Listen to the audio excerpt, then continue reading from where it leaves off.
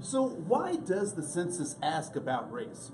Well, a couple of things to remember is that race is is a governmental structure, right? So it is designed and developed and supported by laws that are created by government.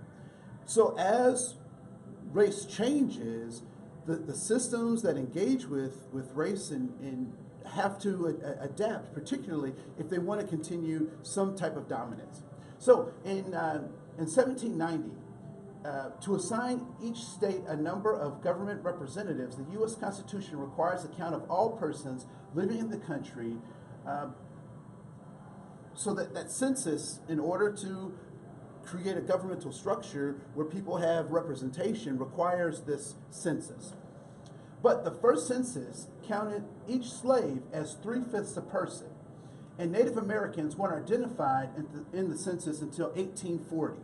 So what that suggests is that the pillars of power, the founding of our great republic, is already built on this idea of discrimination, right? That not everyone is counted equally, every human being counted equally, and that some humans weren't considered human beings as represented by this 3/5 counting in the census. And so we recognize that in 1790, in the earliest founding of this great republic, that discrimination is already taking hold and taking root in American society. In the 1860 census had three categories: white, black, and mulatto. Scientists of the day asserted that biological inferiority of blacks and people with mixed ancestry, with even one drop of black blood, constituted them as being inferior. So in the 1860 census, only three categories: black, white, and mulatto, which would suggest in 1860, were there other people in the United States? There certainly were, right? So there were what we would call Hispanics or Mexicans, Latinos in the United States. We know that there were Chinese in the United States. And so when we talk about the census and having those three categories, it becomes very clear what the agenda was for the country, what they had in mind. In the 1920s, Congress used census data to establish quotas that blocked immigration from Africa and Asia and favored immigrants from Northern Europe. Again, we start to see the continuation of what happens in 1790.